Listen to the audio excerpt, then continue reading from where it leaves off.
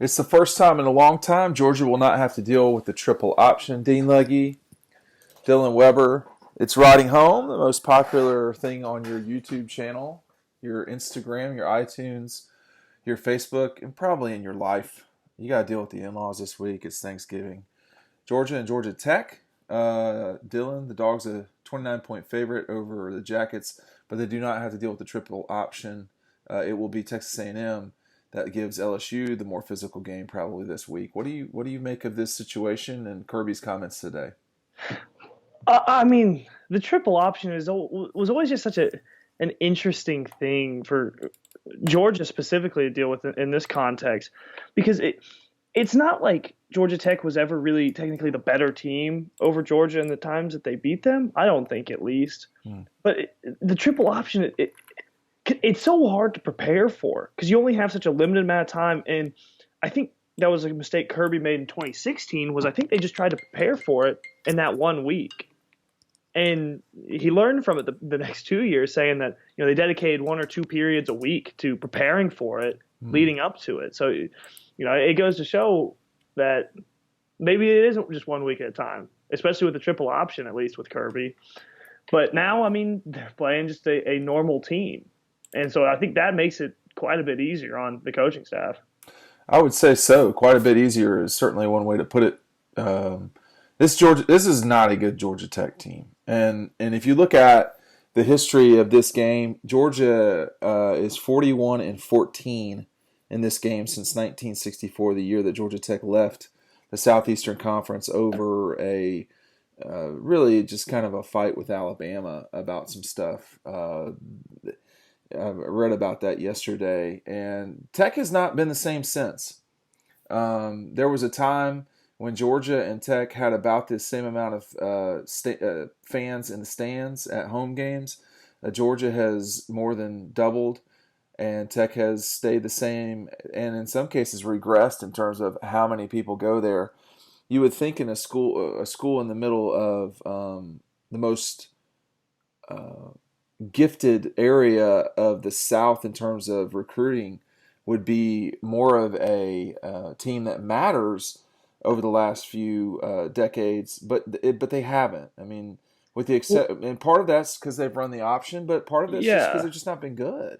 But if you run the option, that limits the kind of kids you can get. Exactly.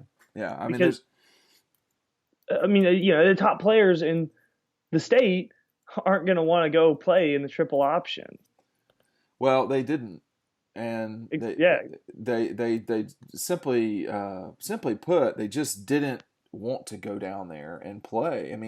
This is the Georgia Tech line is always that it's tough to go to play football here. You've got academics, and you've got that's a great that's bullshit. That's a great talking point. That suggests that other places that they're competing against don't have that. Doesn't have that problem. Duke, Carolina, Georgia. So they're gonna need to kind of give that a rest from me. It's a great institution. It is, but that can't use that as an excuse. That is one of the silliest things we hear from Tech all the time.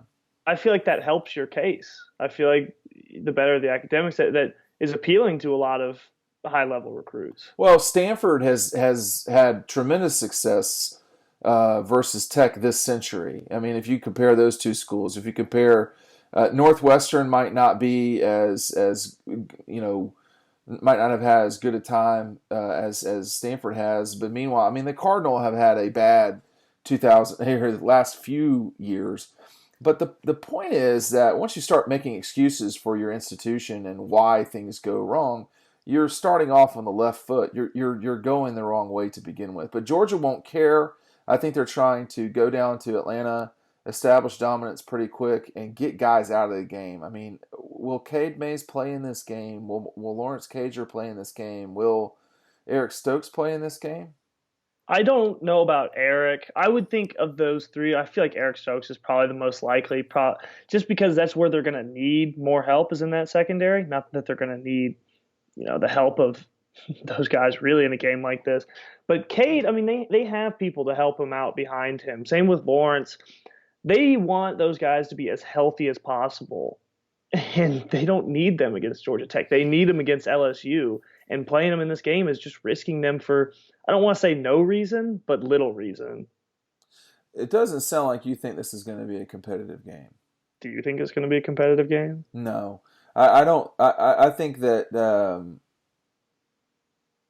the patient. We'll see about this patience at Tech and how long Jeff Collins will get in terms of patience. Well, because they do need time. I mean, Yeah, that is a tough transition to make from a triple option offense to a normal college offense. yeah, it's a good. It's that's going to be a fight. I mean, getting Tech where they got to go in terms of changing the mindset there. It's going to be difficult to changing the mindset. That's the problem. I don't think the mindset ever changes at Tech. There's always I think having grown up in Atlanta and know that situation pretty well, Georgia Tech is very good at figuring out how to be the non-alpha dog in this series. They've and you talk about, I mean, they've lost 5 in a row in basketball. Georgia's had the more meaningful wins in baseball lately. And it's like, you don't have to be number two at everything, but they really are in most cases. I mean, Georgia Tech, man, when we were younger, they were an alleged basketball school. They haven't mattered in basketball in 15 years. If that might be kind, 15 years. So in a sport where you need 5 guys to be really good in order to perform, they can't even figure that out. And places like Duke have been a shining star on how to make that work. And I guess with the And triple that, by the option, way, Georgia has no excuse in basketball, but that seems to be changing. agreed. And Georgia Tech, I guess, has a little bit of excuse with the triple option on why their football success was limited over the few years. But basketball, that is no excuse. You are in the middle of Atlanta, a hub of basketball at the high school Oh, level. no question. And This they is should one of the best basketball cities in the country. I mean, they should be able to keep kids in house. And that, I would say, almost is embarrassing that they they they haven't. didn't even bother recruiting Anthony Edwards. I mean, it's just I'm watching this Georgia Dayton basketball game, and Yeah, these officials are just. I mean, it's clear Dayton is going to win this game, and it's clear that the officials don't have a result on the out are not, determining the outcome of this game. But I would say that I don't you can't find a rhythm in this game. Some of these are fouls, some of these are not fouls. It's just a curious way to officiate a game. Um, having grown up in Atlanta and having Georgia roots and so forth, family members who are Tech folks, I don't ever see a reason to change playing this game. I think it should always be played. But I also I am curious. Someone not from Georgia, that's goaltending, for instance, right there, which apparently they did call. What in your mind is the value of this game for Georgia? And I mean, for Tech, why does Georgia keep playing this game? I think they legislatively, I think the state assembly would make them play. But what do you make of this rivalry? I mean, is it Texas Baylor? I mean, how do you? no, it's better than that because Texas Baylor was not even Texas fans wouldn't even consider that a rivalry back in Right. the day. And maybe more so now because Baylor's actually been good, but Baylor was awful for years. This is a rivalry, and there have been some big moments in it. But I will say, growing up not in Georgia, I never thought much of this game. I always No. knew about Georgia Auburn, and I'd watch that. Georgia Florida, of course, but Georgia Tech was never really on my radar. And I guess I knew it was a rivalry because you hear about it, but I won't lie. I always thought that was probably the least important of the rivalries before I came here. Yeah, has it changed your mind since you've been here in this time? I mean, you saw Tech win in 16. You've seen. It's stuff like that. They just seem to be like the annoying little brother that comes up triumphant very rarely, but when they do, it's a huge moment Yeah, because Georgia should never lose this game I at least over know. the past few years, but they still do occasionally So because it is a rivalry game, and I so I think it does have some I importance. typed in Dean Legge in Google the other day, which is always quite an adventure. And at the bottom of the page was something I'd said after the 2018 game, which was that Georgia should never lose to Georgia Tech. And one time, and it was a bunch of Tech fans straight triggered about what I said after the 14 game. And I think after that game, specifically, I was saying there was no way they should have lost this particular game. But they, for the record, Georgia should never lose to Georgia Tech. I'm not going to change that. That they shouldn't doesn't mean it won't happen. But it's a no-win game for Georgia now. I mean, that's all there is to it. It's a game that um, if you're the Dogs, you don't get a lot of value out of playing it because you're supposed to win, and if you don't, Then it's a huge embarrassment. totally, totally, and I there's a lot to remember in this game as a kid growing up, and you know just a lot even lately. I mean, this Georgia Tech game was Mark Richt's last game at Georgia.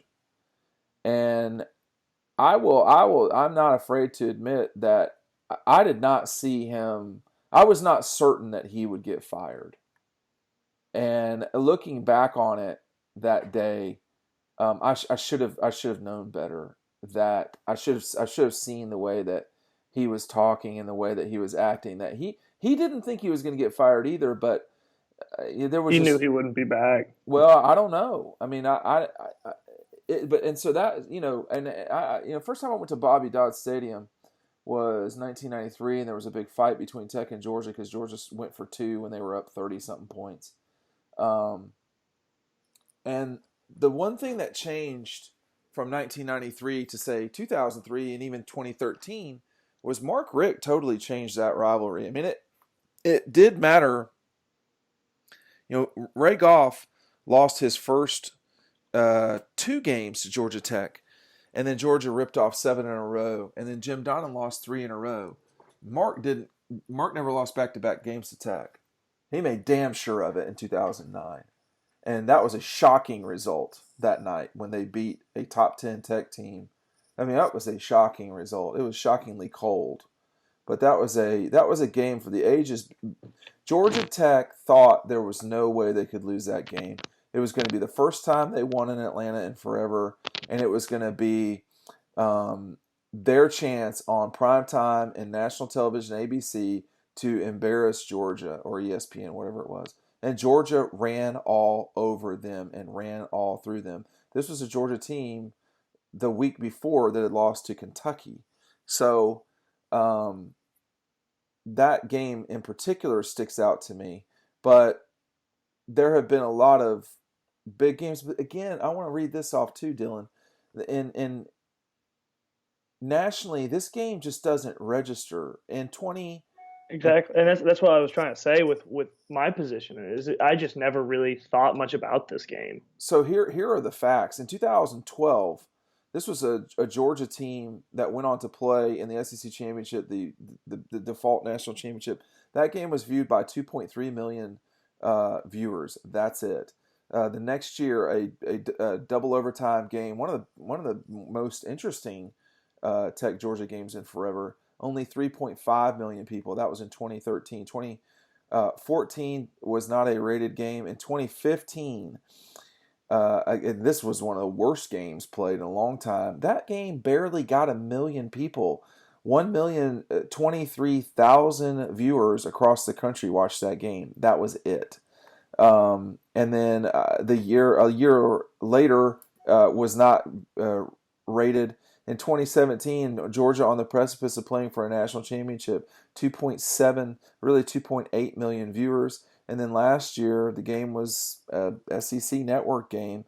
It was not rated either. This game hasn't surpassed 4 million I don't think it's ever been viewed by 4 million people. Some of that's because it's one of the worst games that day in terms of rivalries. I mean, you don't. Mhm. You got Georgia carrying the whole load in terms of name there. Um, and part of it is because it's going up against in the past Ohio State, Michigan, Florida, Florida State, Auburn, Alabama. I mean, Georgia's not bigger than those games. Georgia, No, Georgia Tech. and Georgia Tech, I don't know if they ever will be. No, they won't. Not at this pace. I mean, No. when you look at Tech, man, I they've gotten away from the option. And Paul did a good job at Georgia Tech for what it was. He is he's the winningest coach since Bobby Dodd. I think is what it was. He won more games than anyone but since Bobby Dodd. Now, that's amazing. But I think they've got the wrong style, just playing straight up offense. I think they got to go and fling it all over the place. Then you could get a hot shot quarterback maybe to go to Georgia Tech at some stage. They've got so many fundamental problems all of a sudden. It's going to take a few years. It's going to take 8 or 10 years, man. And it's going to take time, a lot of time. And again, I don't know if it's Jeff Collins that's the right person or not. That's a tough job. It's made a tough job. It doesn't have to be a tough job. You again. What do you mean? Well, here's what I mean.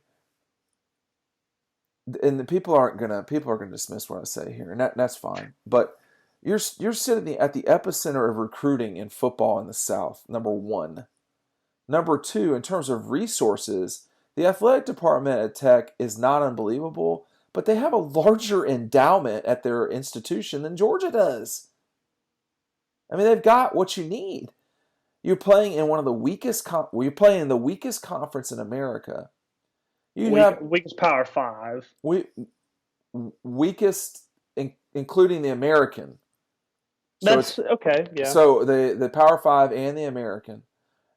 You've got what you need in terms of the setup, and there's just no explanation for being a non-factor. But now the issue is they have to rebuild interest in the state of Georgia specifically to get kids to go there. Because right now, Georgia Tech is not the cool thing, and it's far from it within the state of Georgia. Well, let's be clear. It's never been the cool thing. No, but they are losing kids to Georgia, Auburn, Alabama. They cannot keep really any good kids. They can get some decent kids, but they can't get top level kids right now within the state of Georgia, and that is a big issue. And they need to rebuild. Well, if they've got then that means they've got the wrong coach. I mean, I'm not subscribing to that thinking necessarily. I think that there's plenty of shine that you can have at Georgia Tech. There's plenty of, but you're going to have to work at it, and you've got to get the right person. They will always. I mean, we're 50 years into this now. I mean, it's hard to imagine that what's been built up over this last half century will change in terms of the Tech Georgia dynamic. But that doesn't mean they can't be a top 20 program. They were that for a stretch of time from the late 90s to early 2000 when George O'Leary was there. But the SEC ACC dynamic as it relates to money and finances, that's not going to help them. But the number one thing that these schools all have in terms of marketing is athletics, specifically football. And if you are going to be bad at football all the time, you're making a huge institutional decision that's a mistake. Tech, to me, has got to figure out how to matter more. Nobody would have ever heard of Oklahoma State outside of the region. But in the last 8 to 10 years with Gundy, they have said, oh, well, Oklahoma State, okay. It's a thing. I don't know. I just, it's easy to be critical. I mean, I could have an hour-long show about things at Georgia, but they're playing Tech this week. I don't see this game being competitive at all. Well, do you know what the line is? It was 29. That's what I said at the beginning. It's at 28.5. Okay. The last time I checked. Okay. But yeah, so I mean, we're talking nearly 30 points. Well, it's 4 touchdowns. Or how many? What is that? Let me be more precise. That is 9.5 field goals from Rodrigo. Are you ready to talk about this now? If he kicks 9 field, I wouldn't put it past him. Though. And I wouldn't put it past Georgia at this point. That's just a separate point. I mean, they kicked way too many field goals this year. That Look, maybe that's something that we should talk about tomorrow because yeah, I mean this is the sixth time this year that Hot Rod has won the SEC Special Teams Player of the Year. These officials are really bad, man. They don't.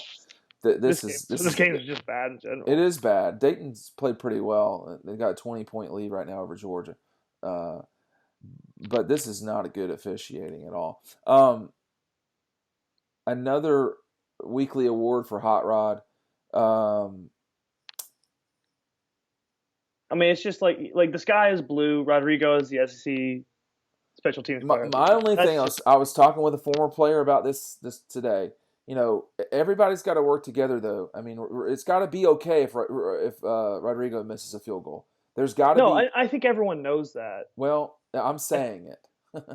I think I should. Maybe I shouldn't say everyone knows that. I feel like the team knows that. Well, the team, you know, what did you make of the DeAndre and Jake deal during that game? I don't think it's much. I mean, it's football. It's an aggressive sport, and you got a lot of testosterone, a lot of anger, and kind of frustration flying at that point. You're clashing into people at full speed. Stuff like that's going to happen. Did you think that they were going to close that game out on offense? Because I was pretty skeptical, I got to say. No, I did not. I don't want to say I didn't think they would, but I guess I was skeptical too, especially with the previous week. They, they still got a little bit of ways to go. Tomorrow on Riding Home, we're going to talk about Rodrigo, obviously, but let's start talking a little bit about how this Georgia offense can get right and figure out how they can do what they need to do to be competitive in the SEC championship game, a game that a lot of people have already dismissed them winning, which is, come on. Here's Kirby from earlier today. Make sure you click and subscribe below.